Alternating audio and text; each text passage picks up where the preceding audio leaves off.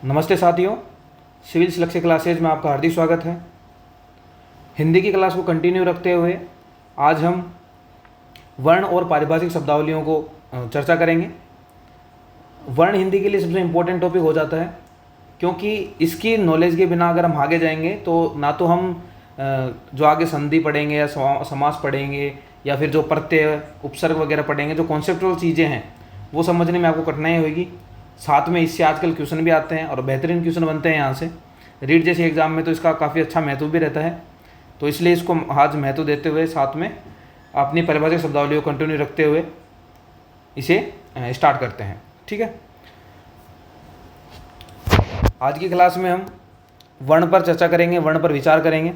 सबसे पहले मैंने आपको पिछले क्लास में बताया था कि व्यक्ति अपने विचार विनिमय के लिए भाषा की आवश्यकता होती है, और भाषा का निर्माण वाक्यों से, वाक्यों का सार्थक निर्माण शब्दों से, और शब्दों का जो निर्माण होता है वर्णों से होता है। तो इसमें सिंपल बात क्या है कि हम वर्ण बनाएंगे, वर्ण होते हैं, वर्णों से मिलकर बनता है हमारा शब्द, और जो शब्द मिलेंगे बहुत सारे तब जाके हमारा कोई सेंटेंस बनता है। सेंटेंस बहुत सारे मिलते हैं तब जब जाके हम बात करते हैं कि एक पैराग्राफ बनता है या फिर एक अनुभाग, हिंदी में बात करें तो अनुभाग बनता है, पैराग्राफ बनता है। यही होता है सीक्वेंस कि भाई अगर हम बात करें स्वर की ही, तो स्वर में एक तो स है, एक व है और एक र है, ये वर्ण है इसके अंदर।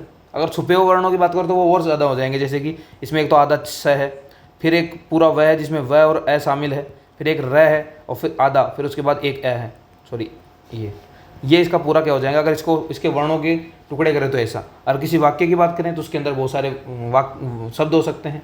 ठीक है, इसी तरह जो हमने ये वाला एक लाइन बनाई, ऐसे क्या बन गया हमारा, एक अनुभाग बन गया, एक पैरा बन गया।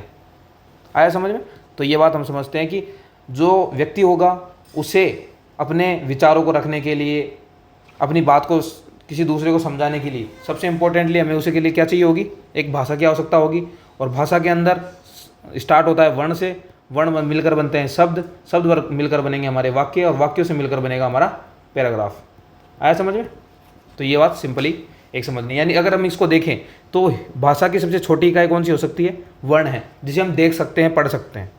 ठीक है, और एक और चीज़ होती है ध्वनि, जो जिसे हम बोल तो सकते हैं लेकिन लिखें ये जरूरी नहीं है, उसे लिख पाएँ ये आवश्यक नहीं है। ध्वनि की बात करें तो भाषा की वह सबसे छोटी इकाई जिसके और अधिक खंड नहीं करना संभव नहीं हो, और उसकी मौखिक अभिव्यक्ति ध्वनियाँ कहलाती है। जैसे कि कोई चीज़ लिखी हुई है, जैसे कि क, इस जो लिखा हुआ है तो इसे तो बोलेंगे वर्ण। अगर इसको बोल के सुनाएंगे जैसे क, तो ये क्या है, हमारी ध्वनि। आगे समझ में?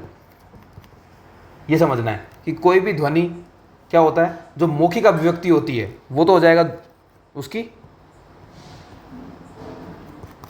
जो मौखिक अभिव्यक्ति होती है वो तो क्या कहलाती है, उसकी ध्वनि। और जो उसकी लिखित अभिव्यक्ति होती है, जो लिखकर हम पढ़कर समझते हैं, वो क्या कहलाएगी, उसकी वर्ण। आगे समझाता हूँ, देखो ये रहा वर्ण, भाषा की वह सबसे छोटी इकाई जिसके और खंड करना संभव न हो, उसकी लिखित अभिव्यक्ति क्या कहलाती है, वर्ण कहलाती है। दोनों चीज़ समझ में आ गया आपको? जो लिखा हुआ है वो समझ में आ जाएगा, पढ़ में आ जाएगा, तो वो क्या हो जाएगा हमारा वर्ण। और जो बोलकर हमने बताया है वो क्या कहलाएगा, हमारा ध्वनि। जैसे बहुत सारी ध्वनियाँ हैं जिन्हें हम लिख नहीं सकते, जैसे कि हमारे राजस्थानी भाषा में चलता है बहुत फेमस क्या क्या, इसे लिख थोड़ी सकते हैं लेकिन इसकी ध्वनि है। बहुत सारी ऐसी, जैसे कि कुत्ते का भौंकना तो नहीं लिख सकते अपन, जैसे कि चिड़िया का चहचहाना हम लिख नहीं सकते उसे, अपन उसको एक लैंग्वेज नाम दे रखा है हमने चहचहाना, लेकिन वो जो जिस टाइप से चहचहाती है उसको लिख तो नहीं सकते, चै चै ची ची। आया समझ में? तो ये क्या कहलाते हैं, ध्वनि।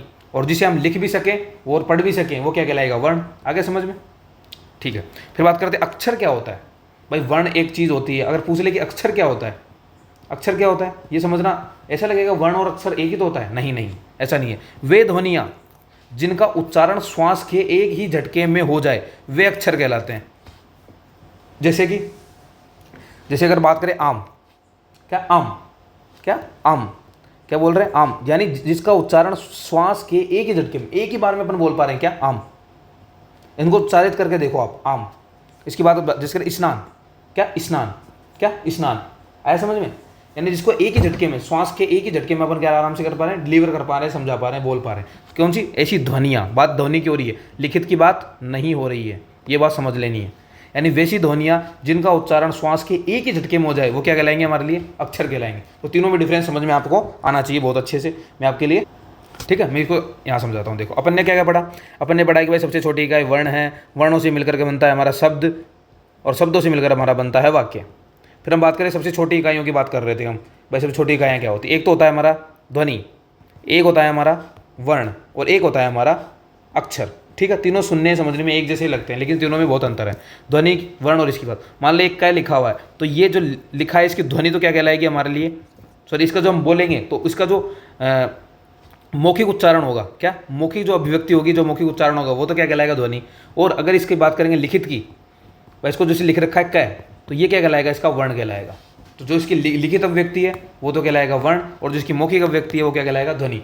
और ये दोनों ही क्या होती हैं, तो दोनों ही हिंदी की सबसे छोटी से छोटी इकाई होती हैं, जिनके और अधिक टुकड़े या और अधिक इनको खंडित नहीं किया जा सकता यार, और इनके अधिक टुकड़े नहीं किए जा सकते। ठीक है, तो ये हो गया हमारा ध्वनि, ये हो गया हमारा वर्ण।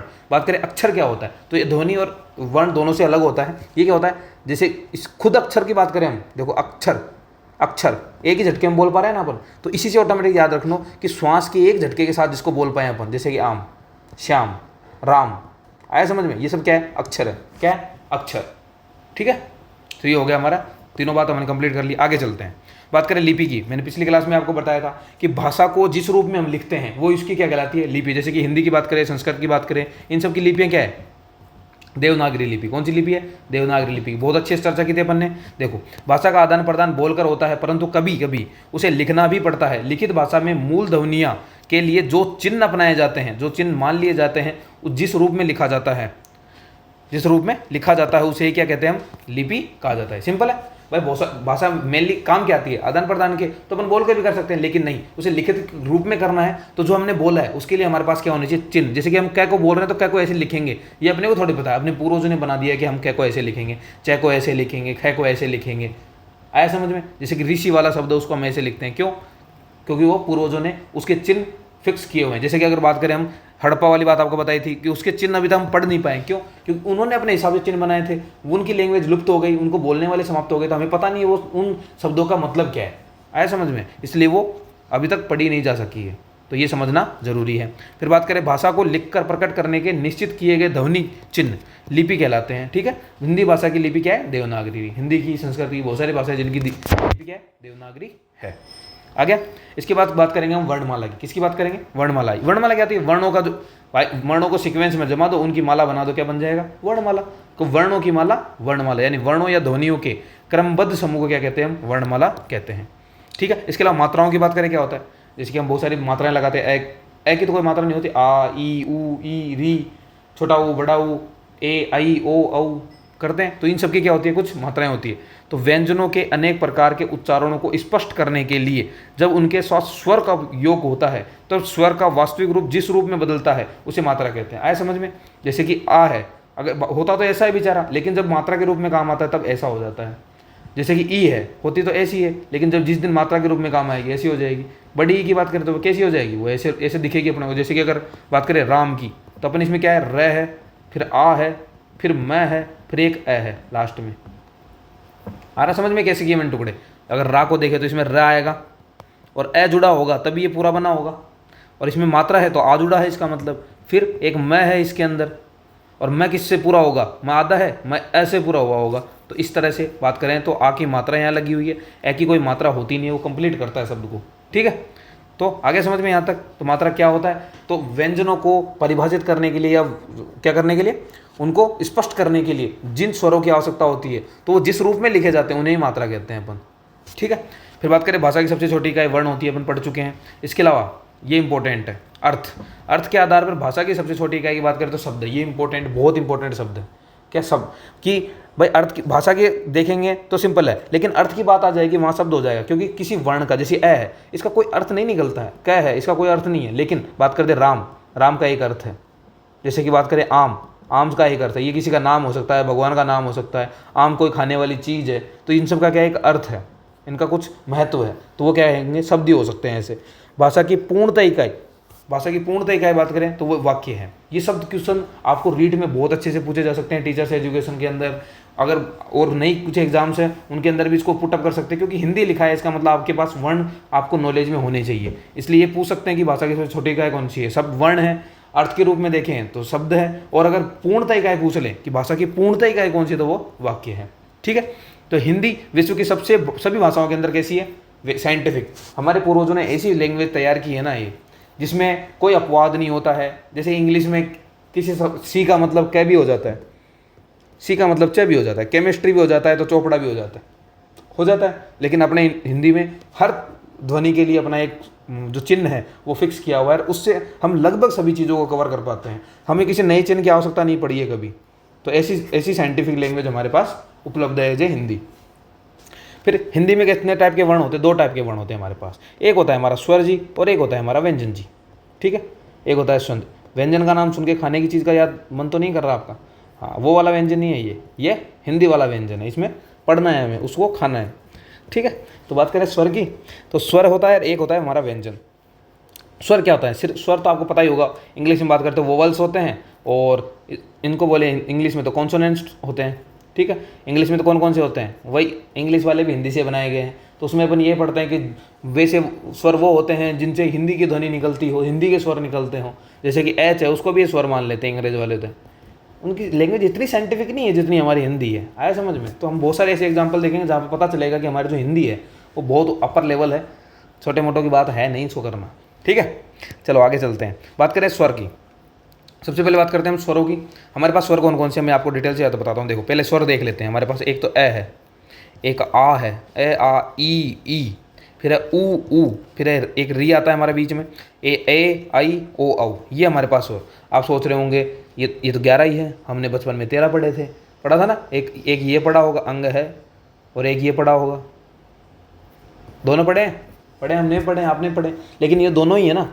ये ज़्यादातर यूज़ हमारे संस्कृत में होते हैं। हिंदी में इनका बहुत रेयरली यूज़ मिलता है, बहुत कम यूज़ मिलता है। जैसे इसकी बात करें तो हमारे जैसे कि डॉक्टर की बात करें, वहाँ पर इसको ऐसे यूज़ करते हैं, बिंदी नहीं लगाते हैं अपने वाले में। अपन कैसे यूज़ करते हैं? ऐसे सिंपल ऐसे यूज़ करते हैं ना। इसकी बात करें, ये अपने कभी कभी जैसे प्रातः है लगाते हैं ना अपन, कैसे लगा लेते हैं? क्योंकि तद्भव शब्द है। कैसे शब्द है? तद्भव शब्द है, इसलिए क्योंकि इसमें संस्कृत का प्रभाव रहता है, इसलिए इसका यूज़ अपन इसलिए ऐसे कर लेते हैं। वरना मेनली अगर बात कर ले, पूछ ले आपसे एग्जाम में कि हिंदी में स्वर कितने होते हैं, तो हिंदी में स्वर 11 ही होते हैं। इनकी मात्राएं कौन कौन सी होती है आपको बता देते हैं। आपकी मात्राएं भी याद समझना है आपको कौन कौन सी है। तो इसकी तो कोई मात्रा होती ही नहीं है। ठीक है, आ की मात्रा आपको पता है ये होती है, ई की मात्रा ये छोटी वाली होती है, फिर ये बड़ी वाली मात्रा होती है, ऊ हमारा छोटा ऊ, ये बड़ा ऊ उल्टा कर दो। री की मात्रा ये वाली मात्रा री की होती है। फिर ए की मात्रा तो सिंगल वाली, डबल चोटी लगा देंगे तो ये वाली मात्रा हो जाएगी। ओ की मात्रा एक डंडा लगा दो नीचे, इसकी मात्रा डबल बंदी। ये आगे समझ में? इनके एक नाम लिखे देखे कि इसका तो लिख देते हैं र, तो इसमें क्या आ जाएगा? र प्लस ए। आया समझ में? इसमें लिख देते हैं हम राम। ठीक है, इसमें लिख देते हैं हम हरी। इसमें लिख देते हैं हम ई का क्या लिखें? दीर्घ हो गया, दीर्घ। इसमें लिख देते हैं ऊ से हम बनाएंगे पुत्र, इससे पुत्र हो जाएगा। इसकी बात करें तो इसमें हेतु लगा लो, बड़ी मात्रा आती है हेतु में। इसे री की बात करें तो ऋषि में पितृ में आ जाएगा री, ये वाला मात्रा। फिर ए की बात करें तो ए के तो एनक, एराना केवल हमारे पास ही है।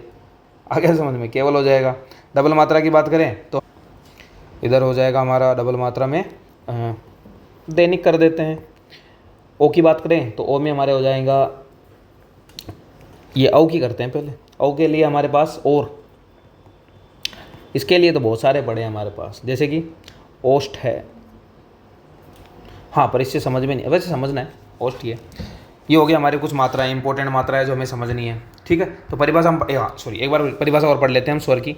तो वे ध्वनियाँ जिनका उच्चारण करते समय फेफड़ों से उठी वायु निर्बाध गति से बिना रुकावट के, बिना घर्षण के, निर्बाध गति से बिना रुकावट के या बिना घर्षण के मुख विवर यानी मुंह से बाहर निकल जाती है, वो स्वर ध्वनियाँ कहलाती है।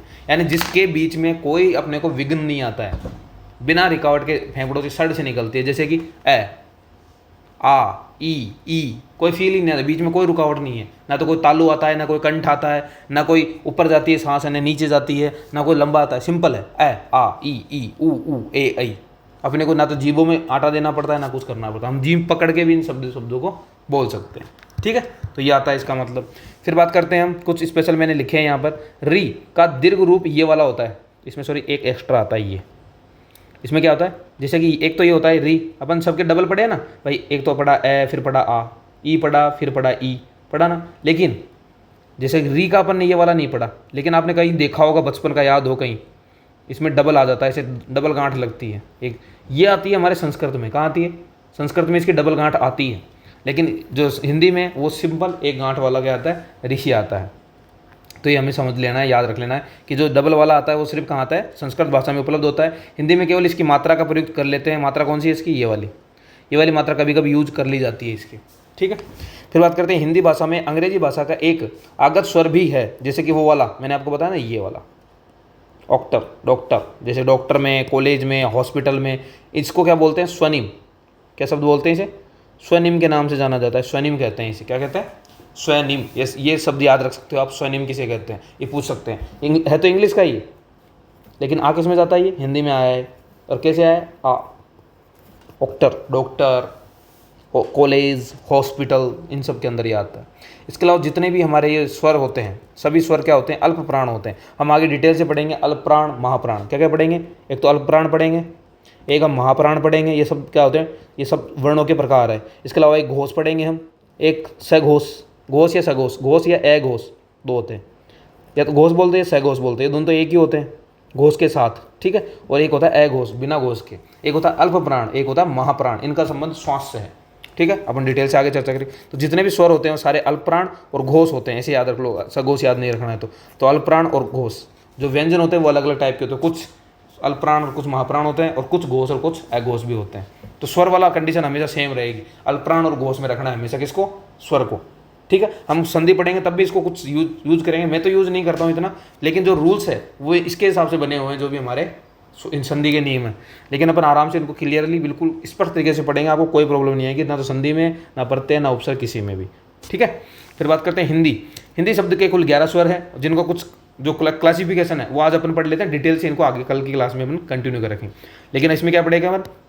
भाई क्लासिफिकेशन किस हिसाब से किया हुआ है वो अपन पढ़ लेते हैं। भाई उच्चारण काल कि टाइम कितना लेते हैं उच्चारण करने में शब्द।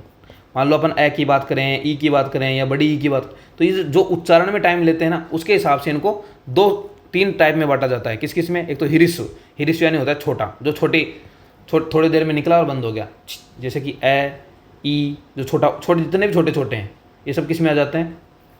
हिरिस्व वाले में। दीर्घ वाले में बड़े वाले, आ, बड़ा ई, बड़ा ऊ, बड़ा ए, बड़ा औ, ये सब किस में आते हैं? दीर्घ वाले के अंदर आ जाते हैं, जिसमें कुछ तो संधि स्वर है और कुछ संयुक्त स्वर आ जाते हैं। इसके अलावा एक प्लुत स्वर होते हैं, जो दीर्घ वाले से भी ज़्यादा टाइम लेते हैं, वो किस में आते हैं? प्लुत वाले में। तो ऐसे याद रखना, हिरिस्व, फिर उसके ज़्यादा टाइम लेगा तो दीर्घ, उससे ज़्यादा टाइम लेता है तो प्लुत। प्लुत में एक ओम आता है। कौन आता है? ओम। आज बढ़ा देता हूँ थोड़ा सा, आपको कल थोड़ा बेनिफिट हो जाएगा, ठीक है। फिर आ जाता है जिह्वा की सक्रियता के आधार पर। भाई जीभ आगे जा रही है, पीछे जा रही है, बीच में, उसके हिसाब से। तो जिह्वा की सक्रियता के आधार पर अग्र, मध्य और पश्य 3 टाइप के होते हैं। उसी तरह होठ की आकृति, भाई हम जैसे कोई स्वर निकाल रहे हैं तो हमारा होठ कैसा हो रहा है? वृत्ताकार, यानी गोल मुंह बन रहा है अपना। पाउ, जैसे इंग्लिश में बोलते हैं पाउट, करते रहते हैं ना लड़कियाँ, लड़के भी करते हैं आजकल। तो जो पाउट चलता है ना, वो पिग फेस, जो पिग जी करते रहते हैं, पाउट बनाते रहते हैं। या मछलियाँ हैं, फिश जी भी रखती हैं, उनको पाउट बनाने का बहुत शौक है। तो जिनके पाउट है या वर्ताकार स्वर है, जब वो बोलेंगे तो पाउट बन जाता है। तो वो होते हैं, एक तो वर्ताकार, एक होता है अवर्ताकार, जिसमें पाउट नहीं बनता है। ऐसे दिमाग में सेट कर लेना है अपने, ठीक है। तो पाउट वाले, बिना पाउट वाले, ओष्ठ आकृति। ओष्ठ यानी समझ में आता? होठ। हाँ, ये भी समझ लेना है, बहुत सारे बेचारे भोले प्राणी भी हैं दुनिया में, ठीक है। फिर आ जाते हैं मुख आकृति। तो मुख आकृति के हिसाब से, यानी मुंह की आकृति कैसे बन रही? विवर्त, अर्धविवर्त, संवर्त और अर्धवर्त। ये थोड़ा डिटेल से पढ़ना है अपने को, तो कल की क्लास में इसको डिटेल से चर्चा करेंगे, विवर्त वाली बात, ठीक है। विवर्त, संवर्त, अर्धवर्त, अर्धसंवर्त, ये सब किस में आएंगे? मुख आकृति वाले में। फिर उच्चारण स्थान के आधार पर भी कुछ वर्ण डिसाइड किए हुए हैं स्वर वाले, जैसे कि कंठ, जैसे जो कंठ से बोले जाएंगे वो कौन से होंगे? तालव्य स्वर कौन से हैं? मूर्धन्य। इसके अलावा ओष्ठ, जो देखो होठ से संबंध रखने वाले, तालु से संबंध रखने वाले, कंठ से संबंध रखने वाले, और ये मुर्दे होते हैं, जो ऊपर वाला हमारे जो मुंह के अंदर ऊपर की तरफ जो होता है ना, उसे मुर्दे कहा जाता है, ठीक है। इसके अलावा कुछ अन्य भी है, जैसे दोनों मिला के, जिसमें कंठ का भी यूज़ हो रहा है, तालु का भी यूज़ हो रहा है। ऐसे जिनमें कंठ और ओष्ठ यानी होठ दोनों का यूज़ होता है, तो इन सभी को मिलाकर एक अलग बनाया हुआ है। इसके अलावा कुछ अलग भी पढ़ेंगे अपन, जैसे अयोग वाह स्वर भी होता है एक, जो कनेक्ट करने में काम आता है। अनुनासिक जिसमें नाक का प्रयोग होता है, जिसमें नाक से ध्वनि निकलती है, ऐसे होता है अनुनासिक। जिसमें नाक की ध्वनि का यूज नहीं लिया जाता है वो होता है निर्नुनासिक। ठीक है, नासिक से संबंध है, यानी नाक से जिनका संबंध रहता है। तो इतने टाइप के अपन क्या पढ़ेंगे, कल स्वरों को डिटेल से चर्चा करेंगे, और आज जो पढ़ा है उसको फटाफट से क्विक रिवीजन अपन कर लेते हैं। ठीक है, ये अपनी क्लास का लोगो है। वर्ण की बात कर रहे थे अपन, जिसमें भाई भाषा क्या होती है, तो दो लोगों के बीच में अपने विचारों का आदान प्रदान करने के लिए जिस चीज़ की आवश्यकता होती है वो भाषा है। भाषा की सबसे छोटी इकाई वर्ण है। वर्ण लिखित रूप होता है, जबकि अगर इसके मौखिक रूप की बात करें तो वो क्या होती है, ध्वनि होती है। अक्षर क्या होता है, श्वास के एक ही झटके के साथ अगर कोई शब्द निकल जाता है बाहर, उसे क्या कह देते हैं अपन, अक्षर कह देंगे। ठीक है, फिर बात करें अपन लिपि की। लिपि क्या होता है, लिपि सिंपल है, भाषा को लिखने का जो तरीका है, मतलब जैसे कि अपन ने क्या बोला, तो क्या लिखेंगे कैसे, यानी उसके जो चिन्ह हैं वो पूर्व डिसाइड है, पहले से डिसाइड हो रखे हैं, उसी हिसाब से हम लिखते आ रहे हैं, तो उसे क्या कहते हैं, लिपि कहते हैं। और हिंदी के लिए कौन सी है, देवनागरी है। ठीक है, याद रखनी है। फिर बात कर रहे हैं यहाँ पर वर्णमाला की। वर्णमाला क्या था, वर्णों को सही ढंग से जमा देना, उसकी माला बना देना, वही क्या कहती है, यानी वर्णों का क्रमबद्ध रूप से सुव्यवस्थित ढंग से उनको समूह तैयार करना, वो वर्णमाला कहलाएगी। मात्रा क्या होती है, तो व्यंजन को व्यक्त करने के लिए, स्पष्ट तरीके से दर्शाने के लिए जिन स्वरों को की मात्रा की यूज, जिन स्वरों का जिस रूप से प्रयोग किया जाता है वो उसके क्या कहलाते हैं, मात्रा कहलाती है। मात्रा जैसे कि आ की मात्रा डंडा लगा के होती है, ई की मात्रा होती है, ऊ की मात्रा होती है, ये सभी क्या होती है, मात्राएं होती हैं। फिर भाषा की जो सबसे छोटी इकाई है वो तो वर्ण है, लेकिन अर्थ के आधार पर जो भाषा की सबसे छोटी इकाई है वो शब्द है, जबकि भाषा की जो पूर्णतः इकाई है वो कौन है, वाक्य है। ठीक है, ये समझ को आना चाहिए। इसके अलावा जो हमारी हिंदी लैंग्वेज है वो वर्ल्ड की सबसे ज़्यादा साइंटिफिक लैंग्वेज है। इसके अलावा हिंदी वर्णों को दो भागों में बांटा जाता है, स्वर और व्यंजन, हम जानते हैं। स्वरों के परिभाषा की बात करें स्वर की, तो वो क्या होती है, तो जब भी इसको अपन बोलते हैं, निकालते हैं मुंह से, तो उस टाइम हमारा जो फेफड़े हैं ना, उनमें कोई रुकावट नहीं आती है। जो फेफड़ों से जो वायु उठती है ना, वो निर्बाध रूप से बिना किसी रुकावट के क्या होती है, मुंह से बाहर निकल जाती है, तो वो क्या कहलाती है, स्वर ध्वनियाँ कहलाती है, स्वर कहलाते हैं। ठीक है, 11 स्वर होते हैं हमारे पास टोटल। कौन कौन से, ए आ ई ऊ, फिर री, फिर आता है ए आई ओ औ। ठीक है, 11 हो जाएंगे, 10 तो ये, और एक री अंकल हो जाएगा हमारे। इनकी मात्रा मैंने आपको बता दी सारी की सारी, आपको वैसे पता होगा। इसके अलावा एक मैंने बताया था कि री छोटा होता है, एक बड़ा भी होता है। बड़ा वाला संस्कृत में यूज होता है, लेकिन उसकी जो मात्रा ये डबल सी वाली अपन यूज़ करते हैं। इसके अलावा हिंदी भाषा में अंग्रेजी भाषा के एक शब्द है उसका यूज़ करते हैं, जैसे कि डॉक्टर वाला, वो ऊपर वाला है ना, चंद्रबिंदु से छोटा वाला भाग, उसको यूज़ करते हैं। उसको बोलते हैं क्या है, स्वनिम बोलते हैं। क्या बोलते हैं, स्वनिम। ये शब्द याद होना चाहिए अपने को। इसके अलावा सभी स्वर कैसे होते हैं, अल्पप्राण और घोष। अल्पप्राण और घोष, ये दोनों दिमाग में, जहन में फिक्स कर दो भाई, कि स्वर कैसे होते हैं, अल्पप्राण होते हैं और साथ में घोष होते हैं। ठीक है, हिंदी भाषा में कुल 11 स्वर्ण होते हैं और स्वर होते हैं। और कौन कौन से टाइप के हैं, अपन ने टाइप पढ़े थे, कौन कौन से, उच्चारण काल के हिसाब से 3, हर्ष, दीर्घ और प्लूत। ठीक है, फिर जिह्वा के आधार पर अग्र मध्य पश्य, अग्र मध्य पश्य। फिर आ जाते हैं होठ की आकृति के हिसाब से, पाउट वाला, वर्ताकृति और अवर्ताकार। मुखाकृति के हिसाब, मुख के आकार के हिसाब से विवर्त, अर्धविवर्त, संवर्त और अर्धसंवर्त। फिर आते हैं हमारे उच्चारण स्थान के आधार पे, अगर कंठ से बोल रहे तो कंठ्य, ताल से बोल रहे तालव्य, मुर्दे से बोल रहे तो मूर्धन्य, और होठ से बोल रहे तो ओष्ठ्य। फिर मिलाकर कंठ, तालव्य, कंठोष्ठ। फिर आ जाते हैं कुछ अलग टाइप के, जैसे अयोगवा, अनुनासिक और निनुनासिक। ठीक है, तो ये हमारा इसका क्लास का पहला पार्ट कंप्लीट होता है यहाँ पर। ओके, आ गया आपको क्लास में। इसके बाद कल की क्लास में हम स्वर कंप्लीट करेंगे, उसके अगली क्लास में हम व्यंजन, और फिर साथ में एक और क्लास रख सकते हैं जिसमें सारे को कंक्लूड करके एक रिवीजन प्लस वो कर देंगे अपन। ठीक है, फिर बात करते हैं हम ए से स्टार्ट होने वाली। आज मैंने ए वाली जो इंपॉर्टेंट जो पारिभाषिक शब्द वाली है वो मैंने आपके लिए यहाँ पर लिख दिए, ताकि आपको एक तो इम्पोर्टेंट्स है वो आपके नज़र में आ जाए एक बार। इसके अलावा देखो, मेरी एक सलाह भी आपको इस पारिभाषिक शब्दावलियों को लेकर, अगर आप करेंगे तो आपके लिए बेहतर रहेगा और आपको जो चीज़ें हैं वो समझना पढ़ना और आसान हो जाएगी। एक तो आप अपने जो भी आप बुक प्रीफर कर रहे हो, कोई भी हो, चाहे मैं आपका नाम भी ले देता हूँ, कोई प्रॉब्लम नहीं है, राघव प्रकाश हो, मेनली सभी यही पढ़ते हैं। ठीक है, इसके अलावा मैं एक सजेस्ट करना चाहूँगा, जो 9 to 12 है NCERT, वो भी कौन सी, ओल्ड वाली। अगर आपके पास नहीं है तो शायद अगर मेरे पास PDF पड़ी होगी ना, तो मैं इस PDF को आप अपने यूट्यूब, वो जो अपना टेलीग्राम चैनल है उस पर अपलोड करवा दूंगा, वहाँ से आप इस PDF को डाउनलोड करना, और इसमें जो भी इंपॉर्टेंट पारिभाषिक शब्दावलियाँ या जो भी अपन पढ़ रहे हैं ना, उसको यहाँ से भी एक बार पढ़ना, NCERT PDF इसमें से। इससे क्या रहेगा ना, आपको NCERT में जो आए हुए हैं, पुराने वाले में क्या संख्या है वो ज़्यादा है, नई वाले में तो बहुत छोटे कर दिए हैं, तो उसमें कोई फ़ायदा है नहीं। तो बड़ी वाली पढ़ना एक बार, ओल्ड वाली शायद मार्केट में अवेलेबल हो भी सकती है, नहीं भी, अगर आप बड़ी सिटी में तो मिल जाएगी, वरना मैं आप PDF ढूंढ के आपको पक्का भेज दूंगा। ठीक है, ये काम मैं जरूर कर दूंगा, आज नहीं तो कल आपके पास आ जाएगी। और अगर आप राघव प्रकाश कंटिन्यू रखते हो तो आप उसको पढ़ सकते हो, और उसके अंदर जो भी, जैसे आज टारगेट कर लो कि भाई आज मुझे ए वाली कंप्लीट करनी है, ठीक है, 26 दिन 26 वर्ड हो गया खत्म। उसके साथ में अपन बाकी सब्जेक्ट रख सकते हैं, 10 मिनट देना होता है सारा ही, 10 मिनट में आराम से क्लियर कर सकते हैं अपन। उसमें से कुछ मैंने इंपॉर्टेंट्स यहाँ निकाल के रखी हुई है, ठीक है। मैंने सब में से कंक्लूड करके जो एग्जाम में आई हुई भी है और बार बार पूछी जाती है, ऐसी वाली मैंने आपको यहाँ लिख कर दी है, ठीक है। जैसे कि बात करते हैं अबेटमेंट की।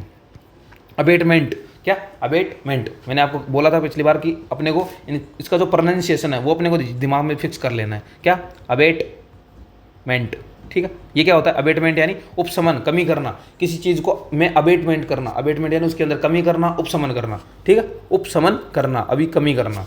फिर होता है एब्रीवेट। क्या, एब्रीवेट, एब्रीवेट यानी होता है संक्षेप किसी भी चीज़ का, जैसे कि आपने बहुत जगह पढ़ा होगा, जैसे कि अपन व्हाट्सएप पे कितने सारे टेक्स्ट करते हैं शॉर्ट फॉर्म में अपन, जैसे कि हम बोलते हैं DOB, ये क्या है, एब्रीवेट है, शॉर्ट फॉर्म है किसकी, डेट ऑफ बर्थ की, पढ़ते हैं अपन ये बहुत सारे अपन अपने क्या बना रखी है, शॉर्ट फॉर्म्स बना रखी है, ये क्या होते हैं, संक्षेपण, संक्षिप्त, इन्हें बोलते हैं एब्रीवेट। क्या बोलते हैं, एब्रीवेट बोलते हैं। फिर बोलते हैं अबेंस, अबेंस करना, ये मैं आपको पिछले क्लास में पढ़ाया आया हुआ भी क्वेश्चन है, RS मेंस में आया हुआ है। अबेंस यानी होता है आस्थगन, आस्थगन करना, स्थगित करना किसी चीज़ को, आस्थगन करना, अबेंस करना, ठीक है।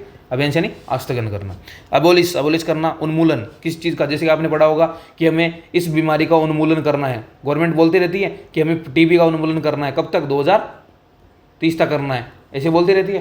तो वो क्या, उन्मूलन यानी उसको परमानेंटली, उन्मूलन मूल से ही, जड़ से ही हटा देना, मूल यानी जड़ से ही हटा देना, एबोलिश, याद रखना। अभी इंग्लिश में क्या बोलते हैं, अबोलिशमेंट बोलते हैं, अबोलिशमेंट ऑफ TB, ठीक है।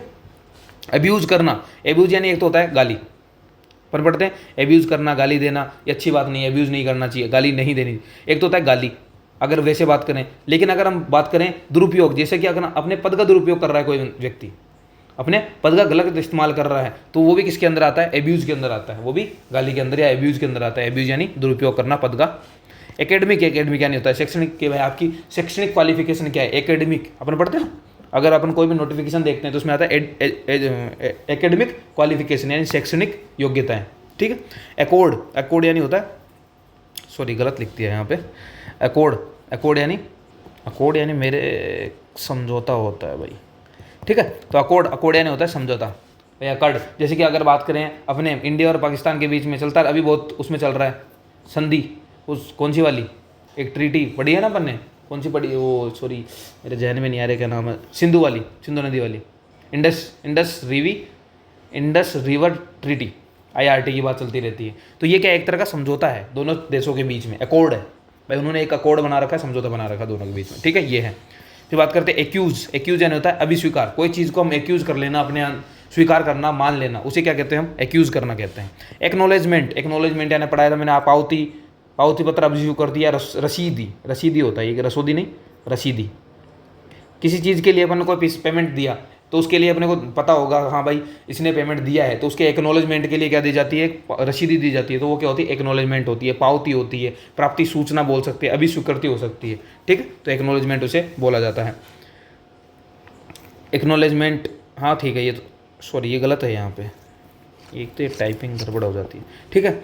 बात करते हैं एक्यूर, एक्यूर, हाँ ये वाला क्या है, यहाँ पे आ गया यार, इसका ये है, ठीक है। एक्यूर, एक्यूर करना यानी अवाप्त करना या अर्जन करना, किसी चीज़ को प्राप्त अर्जन कर लेता, एक्वायर कर लेता है ना, एक्वायर अपन पढ़ते हैं, एक्वायर कर ली भाई ये वाली ज़मीन, एक्वायर, एक्वायर कर ली, अर्जित कर ली या फिर अवाप्त कर ली, एक्वायर कर ली उसने, आगे समझ में, तो एक्वायर यहाँ समझना। एक्टिन, एक्टिन है तदर्थ, एक्ट इन, एक्ट, ठीक है। थोड़ा अपन यहाँ से पीछे से पढ़ते हैं वापस, ठीक है। एक्यूज, एक्यूज यानी होता है मानना, एक्यूज यानी मान लेना, समझ लेना, अभी स्वीकार कर लेना, ठीक है, ये होता है एक्यूज यानी। एक्नॉलेजमेंट यानी पावती, रसीदी अपन पढ़ चुके हैं, रसोदी रसीदी, ठीक है। इसके बाद बात करते हैं एक्वायर की, एक्वायर करना, किस चीज़ को एक्वायर कर लिया यानी उसका अवाप्ति कर ली है, अर्जन कर लिया, उसे अर्जित कर लिया गया है। एक्टिन फोर्स, एक्टिन फोर्स यानी अपनी जगह किसी और को लगा के जाते हैं, जैसे कि राष्ट्रपति, अब वो नहीं होगा तो वो क्या होता है, कार्यवाहक, जो उपराष्ट्रपति है वो कार्यवाहक राष्ट्रपति के रूप में काम करता है, अपन पढ़ते हैं ये वाली पॉलिटी के अंदर, तो वो क्या होता है, एक्टिन फोर्स होता है, जब तक वो नहीं आएगा तब तक काम करे, एक्टिन फोर्स उस टाइम के लिए। एडहोक, एडहोक यानी तदर्थ, ये आ चुका है RS मेंस में भी आपको बढ़ाया है मैंने पिछली क्लास में, तदर्थ। एक होता है एडजन, एडजन करना, स्थगित करना किसी चीज़ को, ये कहाँ पे यूज होता है, तो अगर लोकसभा की बात करें तो लोकसभा का अध्यक्ष क्या कर सकता है, जो सदन होता है उसको क्या कर देता है, स्थगित कर देता है। पढ़ते हैं अपन, स्थगित करना उसके पास अधिकार होता है, काम रोक देता है वो, तो वो होता है एडजन करने का अधिकार। ऐसे जज के पास भी होता है, जो कोर्ट में जज होते हैं वो भी क्या कर सकते हैं, एडजन टिल नेक्स्ट डेट। अब बोलते हैं ना वो इंग्लिश में, अपन अगर कभी आपने मूवीज देखी हो तो उसके अंदर, तो वो क्या होता है, अगली तारीख तक क्या कर दिया जाता है, उसे स्थगित कर दिया जाता है। एक होता है एडजन सैंडाइन, ये क्या होता है, अनिश्चित काल के लिए, इसमें कोई टाइम फिक्स नहीं करते भाई इस तारीख को अपन दोबारा वापस आएंगे या इस पर चर्चा करेंगे। इसमें बोल देते हैं कि एडजंड साइन डाइन, जबकि इसमें क्या बोलते हैं, एडजंड टिल, एक डेट दे देते हैं फिर वो। ठीक है, ये दोनों समझने वाली बात है यहाँ पर। फिर वो होता है एडजमेंट मोशन, जो एडजेंट, एक तो ये समझ लेना इस शब्द का अर्थ ही स्थगन है, इसके साथ अगर मोशन लगा देंगे तो प्रस्ताव हो जाएगा, साइन डाइन लगा देंगे तो अनिश्चित काल हो जाएगा। आगे समझ में, तो ये दोनों समझ लेना अच्छे से। ठीक है, फिर एक एडमिनिस्ट्रेशन ऑफ रिफॉर्म्स, प्रशासनिक सुधार। अब इसमें है ना कभी कभी वो मेरे हिसाब से कंफ्यूजन कर सकता है आरपीएससी, जुगाड़ कर सकता है, या बोर्ड है वो जुगाड़ लगा सकता है। कैसे भाई, देखो इसमें प्रशासनिक सुधार है, वो आपको सिंपल दे देगा एडमिनिस्ट्रेटिव रिफॉर्म्स। ठीक है, ये होने में ठीक है, लेकिन अगर उसके ऑप्शन में ये वाला अवेलेबल है ना तो वो इसको सही मानेगा और अपन गड़बड़ कर देंगे। तो इसलिए हमें ये वाला याद रखने की कोशिश करनी है कि एडमिनिस्ट्रेशन ऑफ रिफॉर्म्स। ठीक है, ऑफ लगाना जरूरी है यहाँ पे। इसके अलावा एडमिसेबल, अपन बात करते हैं, ये है तो एडमिसेबल है, स्वीकार करने योग्य है। क्या है, स्वीकार्य यानी स्वीकार करने योग्य है। ग्राह्य है यानी ग्रहण करने योग्य है। एडमिसेबल है यानी हमें इस बात को स्वीकार करना चाहिए, इस बात को मानना चाहिए, इस बात को ग्रहण करना चाहिए। एडमिसेबल है भाई ये। इसके अलावा एफिडेविट अपन लगाते हैं बहुत सी जगह, एफिडेविट फॉर्म, कभी फॉर्म भरा हो आपने, डीवी लगाया हो तो आपको पता होगा बहुत सारे एफिडेविट भरवाते हो, तो वह या तो शपथ पत्र या हलफनामा उसे बोलते हैं। हलफनामा तो उसे फारसी में बोलते हैं, फारसी शब्द है हलफनामा। ठीक है, और शपथ पत्र अपन पढ़ते ही हैं, शपथ पत्र लगाना पड़ेगा बोलते हैं अपन बहुत ऐसे। एजेंडा मैंने बताया था आपको, एजेंडा बताया था, एक मिनट्स बताया था, पढ़ाया था मैंने। एक तो बताया कार्यसूची, एक बताया था कार्यवर्त। ये दोनों में एक फ़र्क भी बताया था कि भाई एजेंडा क्या होता है, अपन बैठने से पहले, कोई बैठक कर रहे हैं, कोई भी मीटिंग कर रहे हैं, उससे पहले अपन एक एजेंडा फिक्स करते हैं, एक कार्यसूची बनाते हैं कि अपन इस टॉपिक पे बात करेंगे। लेकिन उस बैठक हो गई और उसके बाद अगर अपन जो भी चर्चा करने के बाद अपन ने चर्चा की और ये निर्णय निकाले और उन निर्णयों को अपन एक कागज़ पे लिख देते हैं, तो वो क्या हो जाएंगे, हमारे कार्यवर्त हो जाएंगे कि हमने इस बैठक में बैठने के बाद ये कार्यवर्त निकाला है, ये मिनट्स हमने तैयार किए हैं। आगे समझ में, ये अच्छी तरह समझ लेना, दोनों शब्द बहुत इंपॉर्टेंट है। ओके, फिर बात करते हैं एग्रेरियन। एग्रेरियन होता है कृषि भूमि संबंधित, एग्रीकल्चर से संबंधित जो भी चीज़ें होती हैं उस किसके अंदर आ जाती है, एग्रीगेरियन के संबंध में। एग्रीमेंट तो अपन जानते ही है, अनुबंध, करार जो भी होता है हमारे बीच में। एग्रीगेट मैंने बताया था पिछले क्लास में भी आपको, एग्रीगेट यानी होता है औसत। क्या होता है, औसत। जैसे कि ग्रेजुएशन होती है आपकी, तो 3 सालों का जो सारा मिला के 3rd ईयर की मार्कशीट में आपको देते हैं, तो वो क्या होता है, एग्रीगेट होता है। ठीक है, औसत होता है। फिर बात करते हैं अलाउंस। अलाउंस यानी होता है भत्ता, सबको पता होगा अलाउंस तो। फिर एनेक्सर होता है परिशिष्ट। मान लो आपने कोई फॉर्म भरा और उसके नीचे आपने कभी देखा होगा तो एक परिशिष्ट लगी होती है, या कोई अपन को डॉक्यूमेंट लगाना होता है, जैसे परिशिष्ट A, B, C ऐसे टाइप की होती है। कोई आप एक्ट पढ़ोगे, अपन एक्ट पढ़ रहे हैं ना नगर पालिका वाला, उस एक्ट के अंदर भी अपन बहुत सारे क्या पढ़ेंगे, परिशिष्टें पढ़ेंगे, एनेक्सर्स होते हैं। अगर प्रॉपर पूरा एक्ट देखा होगा आपने तो वहाँ पर एनेक्सर्स या परिशिष्ट लगी होती है।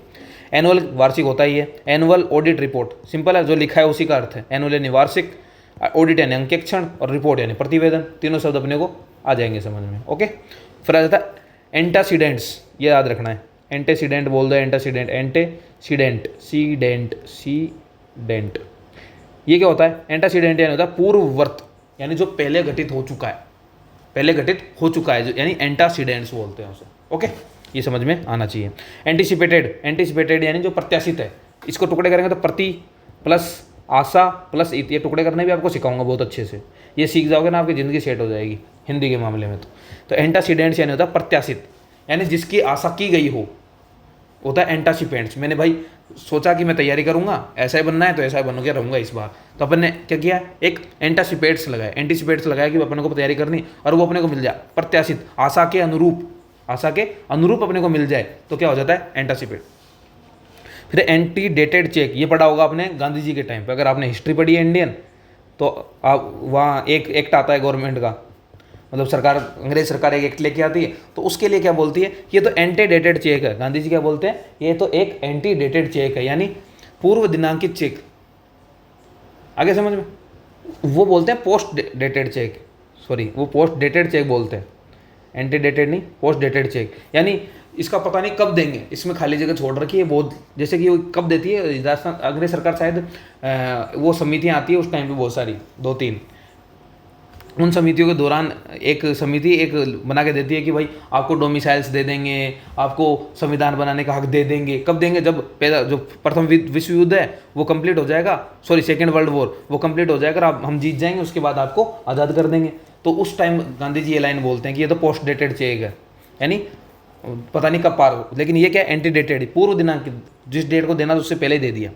फिर आ जाता है अपेंडिक्स। अपेंडिक्स परिशिष्ट, मैंने आपको एक बार और बताइए, अपेंडिक्स 2 जगह है, दोनों का मतलब पता होना चाहिए। अपेंडिक्स एक होता है परिशिष्ट और होता है एनेक्सर, एक होता है एनेक्सर और एक होता है अपेंडिक्स। दोनों का मतलब ही परिशिष्ट होता है, किसी भी फॉर्म के साथ, किसी भी एक्ट के साथ, साथ में जो भी एक्स्ट्रा चीज़ें होती है उसके अंदर दिखाई जाती है परिशिष्ट के अंदर। फिर बात करते हैं एप्लीकेबिलिटी, परियोज्यता या लागू होना। देख ये होता है अप्लाई करना, उसी से बना है ये। अप्लाई यानी कि होता है लागू करना, होता है अप्लाई करना, लागू करना, आवेदन करना, पढ़ते हैं अपन अप्लाई। तो अप्लाई से मिलकर एप्लीकेबिलिटी, एबिलिटी, इसके अंदर अप्लाई प्लस एबिलिटी है ये, अप्लाई प्लस एबिलिटी, अप्लाई करने की, लागू करने की एबिलिटी, ठीक है, ये होता है। फिर बात करते हैं अपॉइंटमेंट। अपॉइंटमेंट यानी होता है नियुक्ति, अपॉइंटमेंट करना, नियुक्ति करना, समझ में आता है। अप्रेजल, सॉरी अप्रेज करना, अप्रेज करना यानी मूल्यांकित करना। ये कब स्कूलों में आपने देखा होगा कि अप्रेज किया जाता है, उन्हें मूल्यांकित किया जाता है, क्लास टेस्ट लिए जाते हैं, हाफ ईयरली एग्जाम्स लिए जाते हैं, इन सब के माध्यम से क्या किया जाता है, उनका मूल्यांकन किया जाता है। एप्रोप्रिएशन, ये होता है विनियोग, ये भी आप पॉलिटी के अंदर पढ़ोगे।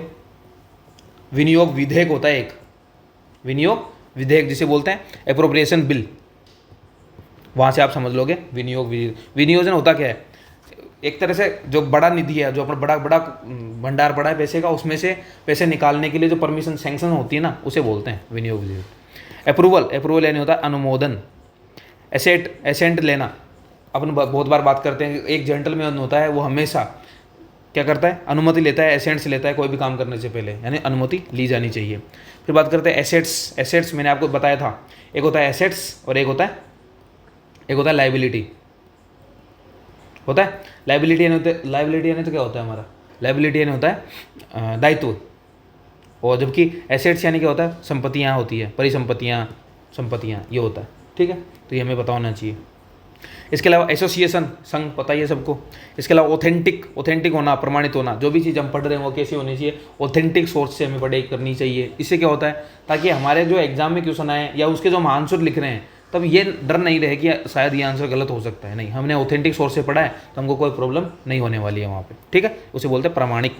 ऑथोराइज करना, जैसे कि कभी कभी जो बड़ा ऑफिसर होता है अपने छोटे वाले ऑफिसर, अपने नीचे वाले ऑफिसर को किसी कार्य के लिए क्या कर देता है, ऑथोराइज कर देता है कि भाई तुम ये कार्य आज से कर सकते हो, ऑथोराइज कर लिया। कभी कभी गवर्नमेंट भी अपने जो सेंट्रल गवर्नमेंट है वो स्टेट गवर्नमेंट को किसी कार्य के लिए ऑथोराइज कर देती है कि हाँ भाई आप आज से आप ये काम कर सकते हो, यानी उसको अपना अधिकार देना, प्राधिकार दे देना। ऑथोरिटी यानी क्या होता है, प्राधिकरण। इसके अलावा ऑटोनोमस, स्वायत्त, आपने पढ़ा होगा, अगर आप रामबाग सर्किल के आसपास होते रह रहे होंगे तो आपको पता होगा एक कॉलेज है सुबोध, ऑटोनोमस, वो कैसी कॉलेज है, वो ऑटोनोमस है। ऑटोनोमस यानी स्वायत्त है, मतलब वो सिर्फ यूनिवर्सिटी से एफिलिएट होती है, बाकी सारा काम आपको खुद करती है, जैसे पेपर मेकिंग है, पेपर चेकिंग है, सब काम होगा। ऑटोनोमस, स्वायत्त है। जैसे कि बात करें हमारे PRI इंस्टीट्यूट्स है या फिर जो हमारी नगरीय निकाय, वो भी क्या है, स्वायत्त शासन, पढ़ते हैं ना, स्वायत्त शासन विभाग पढ़ा होगा, तो वो क्या ऑटोनोमस बॉडी है, स्वायत्त शासन है।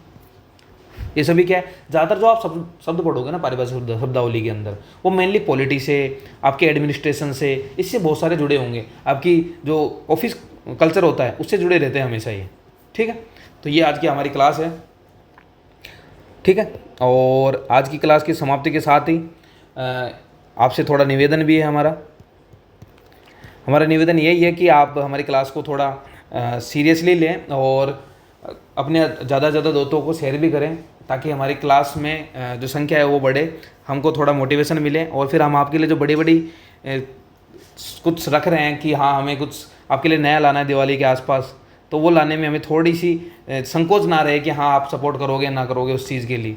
तो इस सपोर्ट कीजिए ताकि हम आपके लिए कुछ नया ला पाएँ, कुछ बड़ा ला पाएँ, जिससे आपको भी फ़ायदा हो, और यही हमारा मेन मोटिव है। आपका फ़ायदा होना ज़रूरी है, बहुत ज़रूरी है, और आपका सिलेक्शन ही हमारे लिए बहुत काम मायने रखता है। अगर आप सिलेक्ट होंगे तो हमें लगेगा कि हमने जो मेहनत की है वो सफल हो जाती है।